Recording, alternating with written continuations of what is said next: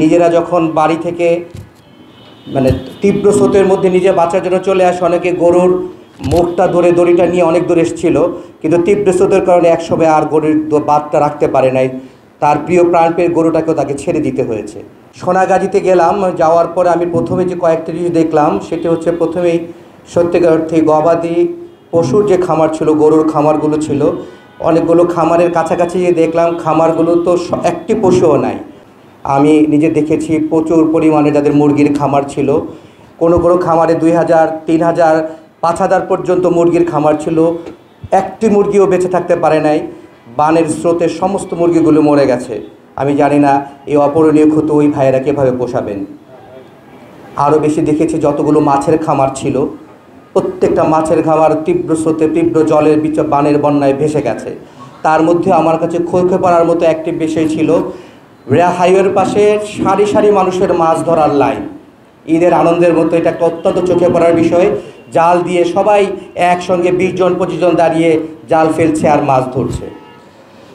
এটি আমার কাছে মনে হয়েছে একটি ব্যতিক্রম একটি বিষয়। তারপরে আমি যখন অনেক কষ্ট করে ঢাকা থেকে 4 থেকে 5.5 ঘন্টা পরে তীব্র যানজট নিয়ে যখন আমি সোনাগাজীর ডাক বাংলো মোড়ে পৌঁছলাম, আমি পৌঁছে দেখলাম আমাদের ট্রাকটি যাওয়ার আগেই আরও কয়েকটি ত্রাণের ট্রাক ওখানে উপস্থিত ছিল।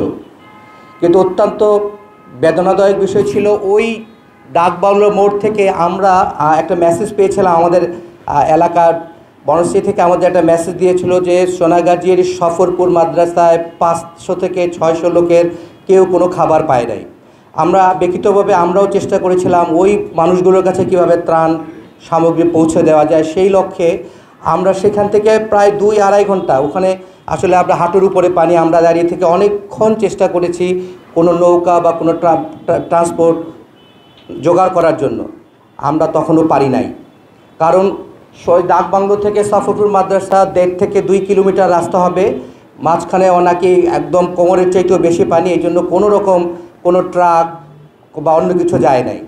কিন্তু তার মধ্যে আমার মধ্যে কয়েকটা জিনিস খুব চোখে পড়েছে, সেটি হচ্ছে আমরা যখন ওখানে পৌঁছলাম দেখলাম অন্য ত্রাণবাহী ট্রাক যারা নিয়ে গেছে তার মধ্যে ছাত্রদের একটা উল্লেখযোগ্য অংশ অনেকগুলো বড় ট্রাক নিয়ে গেছে। তারা একদম ভিতরে যেতে পারে নাই, কিন্তু স্থানীয়ভাবে অনেক টাকা দিয়ে ট্রাক্টর জোগাড় করে ভ্যান গাড়ির উপর তেলের ড্রাম দিয়ে তার উপর ডেকোরেটরের টেবিলের উপর অংশ দিয়ে বেঁধে অনেক কষ্ট করে যারা কাছাকাছি যতগুলো ত্রাণ শিবির আছে তারা ওইখানে ত্রাণ পৌঁছে দেওয়ার চেষ্টা করেছে।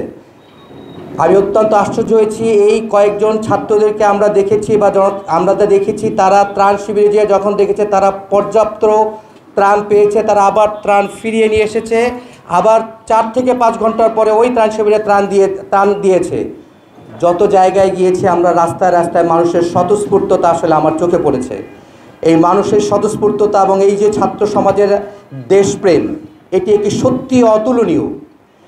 এই যে ছাত্রগুলো প্রাইভেট বিশ্ববিদ্যালয়ে পড়তো, তাদের বাবা মারা হয়তো বা রাতের বেলা এসি ছেড়ে ঘুমাতো, যেই ছাত্রদেরকে আমরা দেখতাম, আমরা বলতাম সারা তারা ফেসবুক নিয়ে পাগল থাকে, সেই ছাত্রদেরকে আমি দেখেছি 4 থেকে 5 ঘন্টা তীব্র যানজটের মধ্যে থেকে নিজেদের এই দুর্বিষহ কষ্টসরকে মানুষের জন্য মানুষের পাশে দাঁড়িয়েছে। তাদের এই অদম্য ভালোবাসা সত্যিকার অর্থেই যদি আমরা তাদেরকে উদ্বুদ্ধ করতে পারি এবং তাদেরকে কাজে লাগাতে পারি, তাহলে অবশ্যই বাংলাদেশ একটি সোনার বাংলাদেশ, অবশ্যই হীরের খনির বাংলাদেশ পরিণত হবে।